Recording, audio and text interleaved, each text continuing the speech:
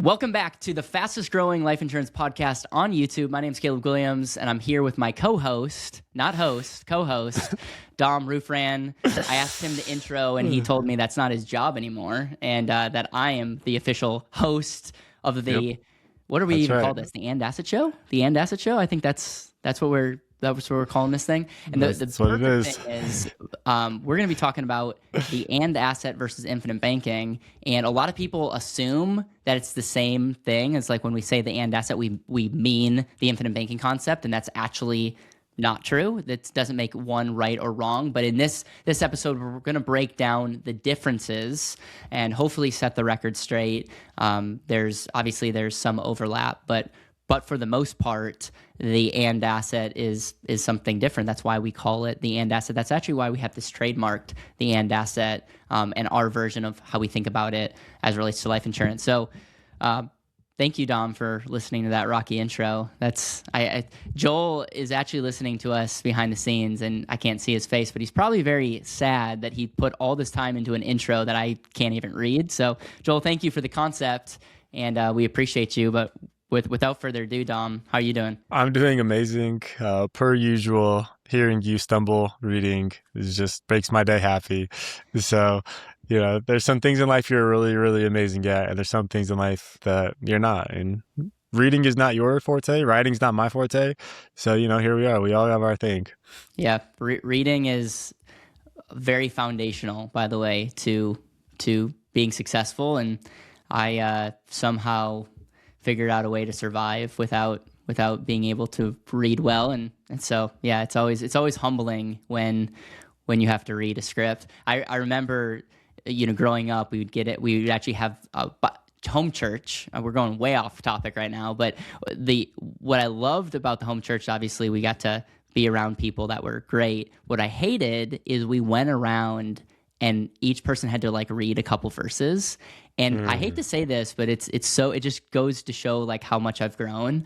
I would black out everything, and I would just try to figure out what section I had to read. And that whole time, as people are reading ahead of me, I was practicing my lines, and so it's fun full circle. I feel like I've gotten better, but yeah, it's all good. Let me know in the comments if any of you can relate to your love and hate relationship with reading. But let's talk about infinite banking and the and asset. And the concept of the and asset was something that was somewhat originally inspired by infinite banking, because there's some people that would teach the infinite banking concept and they would use words like, you would use life insurance because it's an and you could do things with it. And I kind of took that and I was like, okay, that's a great way to kind of anchor it. And originally it was based off of your money could grow and then you could use it for other things. That was the concept. And then the more I've learned, I think the more that we've been around, we've been talking about life insurance as more than just growing and using your money, which in the book was called controlled compounding. There's other benefits to that. And so I think the and asset has really become even more of a focusing on life insurance, but the multi-benefits that you get with life insurance. And how I would explain infinite banking is, first and foremost, not anything to do with insurance. It has to do with the banking function and who controls that. But then life insurance is very much anchored to infinite banking, but it's more focused on the process of banking and becoming your own banker. And then the concept of whole life insurance is the best place to do that on a private one, on a personal deal. Whereas the and asset is more focused on a properly structured life insurance contract, especially whole life, and all the benefits that you get. So in a world, you can have an and asset policy and practice infinite banking, but you also can have an and asset policy and not care at all about infinite banking or even use it the way that Nelson talks about. So that's my overview to setting up this topic. Amazing. Yeah, I think that this question is probably one of the most common questions that get asked when I talk to people when they first find our YouTube channel, and they would just want to know what are the core differences between it. And I think that 20 years from now, maybe I'm hyping you up a little bit too much, but 20 years from now, there'll be a category of financial legends in this space, and it's going to be like infinite banking originated the Nelson Nash, and then underneath it, it'll be Caleb Guilliams, the and asset, and to create like real intentional movements. And I only say that, okay, you're the one who came up with the concept. You're the one who essentially trademarked it. The and asset in itself doesn't even say like you, but just the and asset in itself is a very, very powerful concept that I really do believe in. And I think that the more people that know about the and asset, the better off people will be if they truly grasp the concept of the multidimensional use case and all the benefits that come with it. And I'm just really glad that I get to be part of it to some degree or another. We're having conversations like this. And I really do believe as a whole that what we're trying to do is just empower people to have a more efficient, better, intentional life that is stemmed with a financial product that gives them multiple benefits that can't be duplicated with any other product if you're looking at it from top down. And so I think what it would just be good for us is to like get really clear on truly like the differences between the two, and starting off with like, here's infinite banking, here's essentially what is it being promoted and talked about, and then here's the and asset, and here's what's being promoted and talked about. Yeah. Because for better for worse, you may be a little bit more political in a great way. You're IBC certified, you know a lot of the people that are in the space, etc. I try to some degree position myself away from the brand of who I am, of like nothing to do with infinite banking collectively. It doesn't have anything to do specifically with IBC in itself, because I actually think that the way that Nelson intended it to be is actually really good. Just unfortunately, which is I hope this never happens to us in the and asset space, is that the marketers essentially turn it on its head and talk about it in a way that it wasn't originally positioned as. And so with that being said, Caleb, I'd love for you to potentially even share like what are actually some of the like the strengths and weaknesses of IBC, and then for us to kind of go into a little bit more of the and asset side and position it, the differences between the two. I'll dive into that. Right before we started recording, I actually had a conversation with Todd Langford, and he was speaking about his keynote that he's going to give at the Life Insurance Summit later this month. We're going to also do a podcast on that, and he's going to give his whole talk around the power of a cash position. The power of a cash position, something that I think needs to be talked more about. It's something that I think we need to focus more on, because the power of having access to capital is huge. And then the bridge is, okay, if you understand that, then we can talk about the best places to store your money. But sometimes we get too cute about whatever we're calling it, whether it's another way to talk about life insurance, and we don't get the principle of having access to cash. And that really opens up the power of the infinite banking concept, because the infinite banking concept, if I had just had to like boil it down, is just, in a way, if we're taking insurance out of it, it's creating a pool of capital. It's like creating an intentional pool of capital. And then for you to be able to tap into that in every decision you make, or any financial decision you make, and then for you to making sure that any financial decision you make, that you are paying yourself back like you would pay any bank or credit card company. And like you're just creating a habit of inflows, outflows, and back inflows, and like creating that pool to grow and grow and grow. And there's a couple ideas, is like you finance everything that you purchase. Every decision you make is a finance decision. And so the idea is, if you can capture the interest that you would have paid somewhere else, and you can have it flowing back to you, like that would be a valuable thing. Another concept that Nelson talks so much about is banking is the most profitable business in the world, period. And instead of hating on it, you should think about, how can I take the principles of banking and apply it in my own life? And he also quotes in there that if all the money was distributed equally in a few years, it would like 97% of people would control, or 3% of people would control 97% of the wealth. And a lot of that is only made possible because of banks.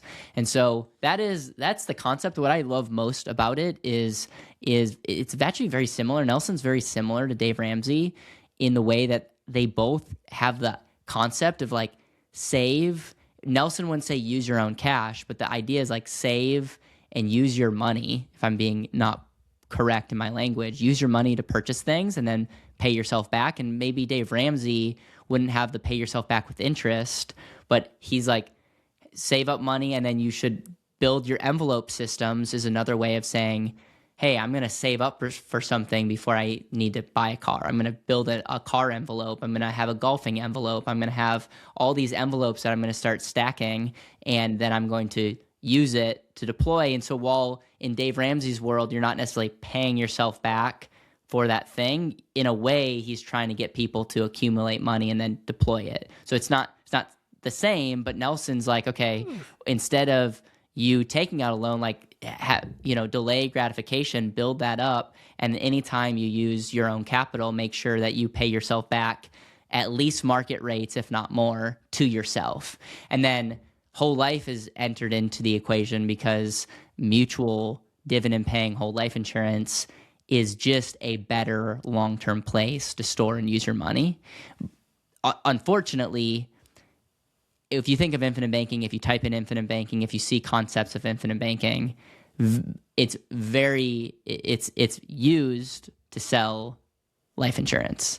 People will say it's not, blah, blah, blah. It's a process, not a product, but it's used to sell life insurance. And I would say it's a selling system, or it's a selling philosophy, just like the and asset is, to position why you would want life insurance. Because if you didn't have that and you were just looking at life insurance as an investment and you didn't have that banking quote unquote function, insurance gets less valuable. It's still valuable, but if you can't tap into it and use it, I can speak for you and me very clearly, is we wouldn't put nearly as much money in if it was only something that we could touch at age 65. And so it all kind of comes full circle, because infinite banking, you have Todd Langford over here talking about the power of cash position, and then the and asset is something very similar, but it's again mainly focused on life insurance as an asset class. And I don't think the and asset is a wealth philosophy. In fact, I gave a keynote a couple days ago in Charlotte, North Carolina, and I know this might be a shock to some people, but in my whole talk, I didn't mention life insurance once. Not once. I didn't have a slide that mentioned life insurance once, because I was speaking to a group and I was talking about wealth frameworks, and I talked about clarity and cash flow and consumption and control and protection. And so, yeah, those of you that are ninjas, you would know that maybe I alluded to some things where I set up the stage where life insurance could be a secondary conversation. But in that group, the and asset is just one strategy, it's one asset class, and it's not a end all be all. And that's maybe the difference between our way of talking about life insurance versus maybe, like, I think infinite banking is more of like, this is the thing that you need to commit to. And I felt like I wanted to do something a little bit more holistic than sell everyone in that room on the concept of like how infinite banking can change their life. So the cons, I think I may have mentioned those. The other issue, and you mentioned this, Dom, is the marketing, and we are the definition of marketing, so we are part of the problem as well. But it started with a really pure intent to say, like, hey, the Federal Reserve, like, there's a lot of problems. One of the problems is printing money. And if everyone had their money not in the banks and they had them in life insurance and they were practicing the infinite banking concept, the money supply and inflation would not nearly be as big of a deal, because the idea of working with commercial banks is inflating the money supply. And so the idea was like, hey, this will actually save America. And I think that's just the reality, is like, no matter how much we talk about it, it's going to be very hard to tip the scale. And I'm saying that trying to do my part, but I just don't see there being a world where, the scale is tipped, where, the banks, come toppling down. So that's the other part that I think the infinite banking concept spends a lot of time on, and I spend almost no time on, because I think people should be selfish as it relates to what's the best thing for their family, not necessarily do something to try to top the Fed, because that's not for me why I would do something. Now that can make me feel good. It's like, hey, if this at the same time is not inflating the money supply, great. I feel good about that. But I'm not about to make a decision for my family and that be the number one position. I do think that there's some people at the infinite banking, that's talk about infinite banking, that is one of their top priorities. And I think it's noble. And I just think it becomes a little bit of a gray area. Mm-hmm. Amazing. So would you say that from a high level perspective, one of the main key differences is that the infinite banking concept is more of a philosophy/strategy, and the and asset is more of like actually is a product? Yeah. Amazing. I would say a process and strategy, whereas the and asset is a philosophy around a product. Amazing. It's not the and asset in itself is not a strategy. It could be an element, a Lego block to a strategy, but it's like just to take life insurance out of it. If you had like a super account, a super great account, like a savings account that gave you all these benefits, that's not a strategy, but that could be a tool that someone could use in a strategy. So then I'm interested then in your perspective. Would you say that real estate is an and asset then, because of all the strategies and benefits that could come with it, such as protection, tax benefits, control from a liquidity perspective, if you can borrow against it, appreciation, right? And so that's why I'm just curious generally. Yeah. Like I actually don't know these answers, right? Yeah, I mean, if we want to get super technical about what is an asset, and then if you take the and, real estate's more of an and asset than maybe other assets out there. When we talk about and asset from a brand, we're talking about life insurance, specifically whole life insurance, and how we structure it. But that's just a made up word. I mean, we're just taking two words that are very common and just trademarking it and saying like, this is what it means. But I think the and concept is something that we should apply to almost anything. Is if there's other benefits that you can factor into something, that by definition makes that asset maybe more valuable than just the stated rate of return. So essentially what we can say is that real estate could be an and asset, but life insurance is the specifically and asset that we talk about, and specifically whole life insurance designed in a special way. And so then now I want to come back and actually ask the next question, because I know people that are maybe new that to the show maybe want to know, like, what makes the and asset different than maybe regular life insurance, or is the asset class as a whole, regardless of how it's designed or structured, is that still an and asset? Mm-hmm. This is where it gets a little gray, because we're not saying like what Nelson in his book talks about, an example of 40% base, 60% PUA, dropping the PUA rider after a certain couple of years, and kind of as the baseline example. And when you don't give a clear black and white example like that, it can get a little grayer. But the reason we don't share that is there's a lot of different scenarios of how to design life insurance that's optimal to you. And it really just comes down to what you're trying to optimize for, and then designing an insurance policy to best help you with that, with the portion of funds that you want to dedicate to that. And so the idea is, if the and asset is supposed to optimize the jobs that your dollars are giving in an insurance contract, you just, whatever you're trying to optimize for, that should be the goal, and then you try to best optimize for that outcome. And so an example could be, some people might optimize for, like, they're very entrepreneurial, they want capital to be able to deploy in deals. They're probably going to spend more time on early liquidity and access to their funds. They might even like ideas of certain, flexibility in PUA funding and all. So like that's that. But then when it comes to like, other people might optimize like retirement income, or they might optimize for like estate planning or like legacy. And the way that you would design a life insurance contract actually would be a little different in those cases. And so the and asset is, how do you maximize the jobs that you give your dollar in a life insurance contract based on what you're trying to optimize for, or your desired outcome. So it's with that, the downside to this is we've had people use our videos and use our book to sell things that make you cringe. That's why the only way to really make sure that you're getting it done right is if you work with us, or someone who's certified from Better Wealth. It doesn't make any, there's other people that aren't certified that are great. It just, sometimes from a quality perspective, that's tricky. And it really comes down to what you're trying to optimize for. And if you don't get really clear about what you're trying to optimize for, you can't set up a perfect policy, because the perfect policy design is predicated on the outcomes that you're trying to accomplish. This is good. If you're a high-earning professional, entrepreneur, or someone who wants more control of your money, we offer something called a clarity call. It's a one-on-one conversation where we learn more about your situation and walk you through how integrating whole life insurance could help better your financial situation. It's no pressure or fluff, just real clarity on whether this strategy is right for you. Click the link in the description or tag comment below, and we'll walk you through exactly how we can help you. So if I had to summarize it, if we talked about the infinite banking concept as a whole, as like a strategy, philosophy, etc., you can have life insurance essentially, or any other product, facilitate this strategy regardless of how it's designed. Obviously, in the book, it says that 40-60 is the most optimal way to do infinite banking. But in theory, you could do infinite banking with a savings account.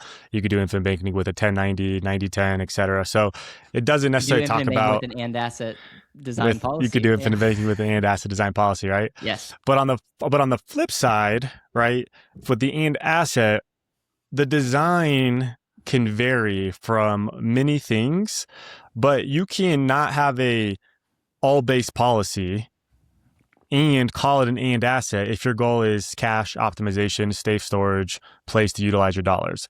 So you can actually have life insurance in your portfolio, technically, and it not be an and asset if it's not optimized for your purposes for what you're trying to accomplish. Yeah, I would say it's not. Yeah, I mean, you can. That's the thing, is people can call it whatever they want to call it. If it would be shame on us if someone came to us and said, "This is what I'm trying to accomplish," and then we got them a life insurance contract that didn't optimize that, we would be exposed overnight for that, and that wouldn't represent the concept of and asset well. So then maybe what it actually comes down to is it becomes a watered down version of the and asset. If you, let's just say, flip it on its head, you're trying to design for estate planning and you need lots of death benefit. And technically, if you designed a life insurance contract for maximum death benefit, it could be considered an and asset, right? Because it's giving you exactly what you need in a whole life insurance contract. Yeah. But on the flip side, if you designed it for cash, even though the goal was estate plan purposes for high death benefit, it would still be considered an asset because it has all the benefits still, right, that we talk about, the 15 plus benefits, the death benefit, the cash, the tax advantages, the extra protection, et cetera. But it would not be an optimized and asset. It becomes somewhat of a watered down because you're getting a half-baked policy for what the thing to optimize your life for intentionality would be. Yeah. Yes, I think so. Yeah, I'm pretty much just jotting down that we want to optimize the jobs that your dollars do in a life insurance contract to accomplish your desired outcome. That's what we're trying to accomplish. And there's some things that are universal: death benefit, chronic and critical illness rider, creditor protection, tax deferred growth, some type of IRR growth. And so some of those things are universal. It's just what is being highlighted based on what you're trying to accomplish. Amazing. Okay, so I feel like I have clarity. The infinite banking concept is promoted as this is a concept to gain back the banking function that pretty much anybody should have to say screw the banks, screw the big man on campus, the government, etc. So everybody start this movement from this process, strategy, etc., to control the banking function using whole life insurance. And that's 99.9% of people all should do it. But then on the other side, regardless of what your clarity goals or where you're trying to be, right? It's just everybody should do this thing because it should be mathematically proven better, even though it's not always mathematically correct. And so then on the other side, we could push people away from the and asset because we can clearly start with, you want to clearly start with the end goal in mind. And it's not for everybody. If we deem based off of the questions that you're trying to accomplish, like we ask you, hey, what are you trying to do? What do you want out of life? Where are you trying to go? We can find that the and asset may not actually better your situation. And so therefore it's not for everybody, only should be implemented and optimized for the person that wants their dollars to do more than one job, but that gives them the result that they're looking for. And that, in this product, specifically whole life insurance designed a specific way, may not actually get them to that goal. Yeah, I agree with what you said. Okay, amazing. What would you then say is the big differences or the downsides in the way that you would market one? Like, what are the bad things that you see in infinite banking from a marketing perspective that we would want to stay away from that make it so different than the way that we communicate it with the and asset? I think the big thing is just overpromising things, being overzealous, having your income equal premium. Just don't think just think that's a little over the top, in my opinion.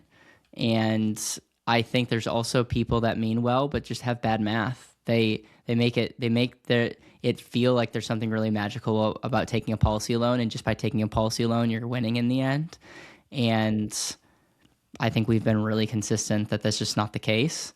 And I also think for those that hear us when we say life insurance is not an investment and they might like start rolling their eyes, the reason we say that so often is it's so core to what we talk about, because when I think of an and asset, I do not think of an investment. And I do think some people sell, even though Nelson didn't talk about it, I do think people sell it kind of as like a, just do infinite banking and by default you're going to win. Whereas like, it's almost like saying save money in a high yield savings account and by default you're going to win. You're building up capital. That's great. But what are you doing with it? And the same thing, if all your money went into a life insurance policy, period, and you didn't do anything with it or didn't borrow against it, you could look at over 20, 30, 40 years and say there's hundreds and if not millions of dollars of opportunity costs of where it could have grown. And it wouldn't be as efficient, just like it wouldn't be necessarily efficient to have all your money in any one asset. So that would be those would be the ways that people could, abuse insurance in general. And like you could take the message of the and asset and say all your money should go in it, and that also would not be right, because again, you have to look at the outcome and you have to put your biases aside and say, if someone's trying to accomplish X, Y, and Z, how does insurance integrate into that? And we want to make sure that the insurance that's integrated is an and asset, but it doesn't mean it's an end all be all. Like it should be it for everybody. That's good. I think that's the whole concept that you've came up with the phone philosophy, right? Yeah. It's like the telephone and all the things. And that's why personally I like that, but I also like the Swiss Army knife concept a little bit better. The reason why I like the Swiss Army knife concept a little bit better is because when you have a Swiss Army knife, right, you pull out the little trinkets, right? It's like the small one, the dull one, like the sharp pointy one, etc. They all do a different job, right? That Swiss Army knife, though, it gives you multiple jobs at the end of the day. Yep. But there is a singular knife, like one knife, like a big long sword of a samurai, that will give you a better outcome if you go into war than the Swiss Army knife. That doesn't necessarily mean that the Swiss Army knife can't help you in war, but that one thing does one object and one better. Unlike the phone is just super powered, and like in theory it does multiple jobs it gives you, but there's not one app that I could probably point to that would necessarily say like it's better than any app that's on the phone. No, that's well said, and I like the sword example. I thought originally where you're going is that you're calling the pocket knife big knife the samurai sword. I'm like, okay, that's a little overkill, but no, you're making my point exactly. It's like the samurai sword, not great for camping. But if you're going into battle, really, really great. Hence another example of like, that's why I look at the samurai sword as an example of an actual investment, whether it's business, whether it's real estate, whether it's option trading, whether it's the market. And it's like, boom, that's good for that one thing. And you probably get a better outcome because you're focused on hopefully one thing when you're investing, which is return. But Yeah. So I like that example, and I'm trying to. What would be really cool is if we could bridge the concept of the pocket knife also helping the samurai sword, because that's the only thing where that example goes down is it's like it's like you either have your pocket knife or your samurai sword. But what we're trying to do is by having the pocket knife, i.e. the life insurance, it actually makes the samurai sword better. And that's where the analogy could get better is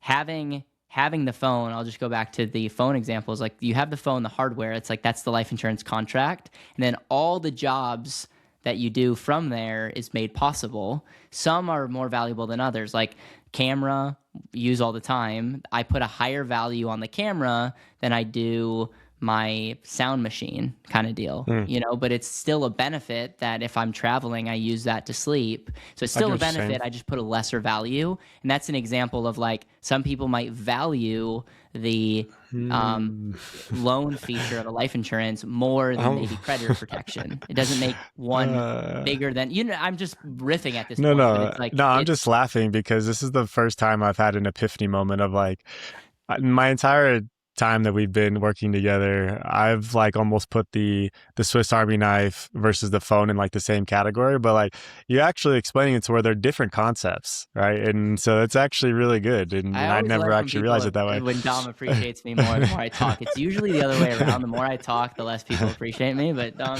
yeah, it only took a couple of years. But actually, this is one of the reasons why we have this show is it helps us just flesh out ideas, and that's.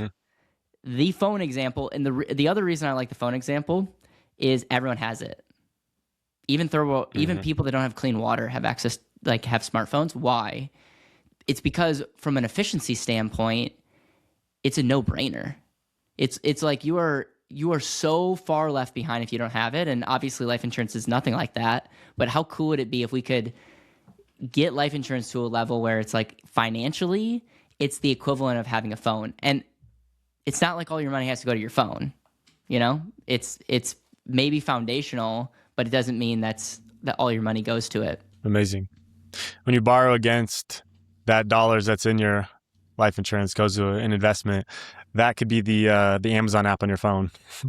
They're essentially the dollars or Robinhood. Literally, Robinhood is right? You can invest in all kinds of things. You can speculate. It's made possible via your phone. Same concept of So. Yeah, take it, use it. Hopefully it helps. All right, let's do some Q&A. First question. So, who would you recommend an IUL to, and why would anyone have both? This is a fantastic question. So, first and foremost, who would I recommend an IUL to?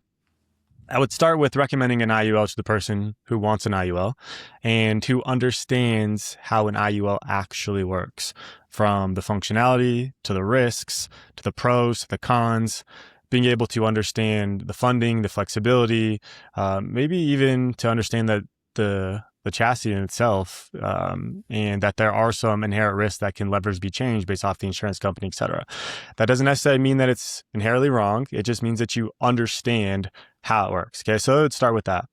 Secondarily, I would then have to understand what it is that you wanted. And if you were somebody that said, hey, like I want to park my money somewhere to borrow against early on, to use for investing, other activities, et cetera, or storage of capital for long-term savings, and that was the goal, is to use that as a bucket of a banking function, I would say it's not a great usage for you for optimization with the lowest amount of risk. What I would then say, though, if you're somebody who wanted to avoid, let's say, market risk, and you wanted to put your dollars in somewhere maybe a little bit safer with a little bit more predictability relatively, and you wanted to look at it as a vehicle that could be helped and utilized for long-term retirement planning and cash flow and or, just emergencies in general, I would say that an IUL could be better for you if you wanted to chase upside potential, knowing that you didn't also want to have the exposure for the market, but wanted downside risk. So that would be somebody that I would consider, an IUL for. I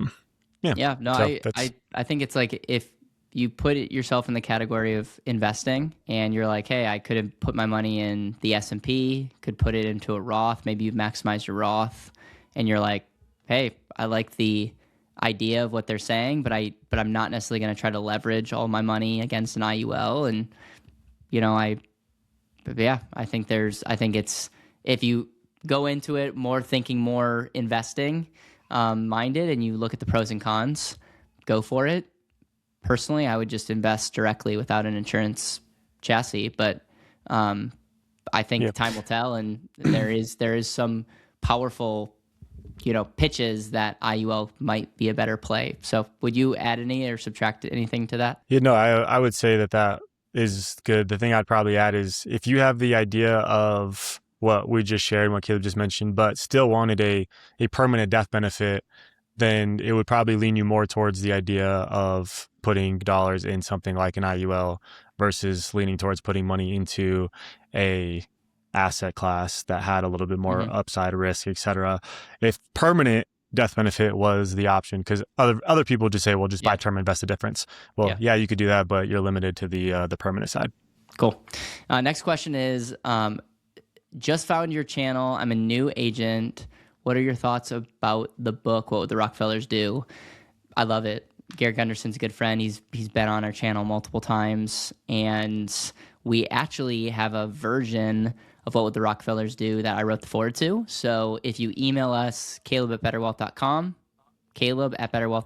and you just reference Rockefeller book, we'll get you the digital copy of that. And if any of you guys want to buy the book, you can go onto our website and buy What Would the Rockefellers Do. You'll get a special forward by me, and it also comes with a course. So we're fans of Garrett and that concept of What Would the Rockefellers Do. All right, for the last question, we have Quantum Bridge 5. Whole life is like smoking. ... Don't cry. That is not a good thing. Like obviously smoking was. Then litigate to try to make right bad decisions. We're reading this word for word, just so you know. It is BS. Even Susie Orman shouted, how corrupt it is. Sue the Fed and banks where the real infinite money loop is. Amazing is I got no what comment to that. That might be the first. I don't know what to say other than I'm going to think about your question and try to understand it. Do you think maybe can you help me understand that, Dom? My guess is that this came from when we did the video on Pack Life being sued. And so that's why there's some comments in here of like, hey, don't try to litigate when you make bad decisions at the end of the day. Yeah. And so that's why, but we're talking about whole life in this scenario. So whole life is like smoking. I don't know if they thought that we meant whole life when we talked about that. Because at the very end, it says sue the Fed and banks where the real infinite money loop is. Well, I mean, I would say that that's probably true if you can find a way to litigate and win. Out how to do that, let us know. I would. Betterwealth.com. I want to be part of that lawsuit. Yeah, exactly. And so, at the end of the day, he even mentioned something in here about like even Susie Orman shouted how corrupt it was. I mean, if you think that Susie Orman is a credible source to yourself, then I would say, and I'm not saying she isn't. I'm just saying if you believe so, then you should follow Susie Orman. Yes. And you're following the wrong channel. Unless you want to keep being a troll, then keep being here. I appreciate trolls and I love it. So other than that, maybe use ChatGPT to filter it through how do I respond to this first before, so we actually have some clarity on how to respond. That's it, excluding that. Next time when you write a comment, make sure if I'm reading it, you have to write it for a 4th grade level. So write whatever you're going to write and then have AI make it where a 4th grader can read it, and that maybe we're missing the point here. But Dom, thank you for another great episode, and it's nice also to have my voice back. For those that are watching or listening to each episode, last week I was dying, so I'm grateful to be able to speak and not have my voice crack every other sentence. Amen to that. All right, we'll see you next week.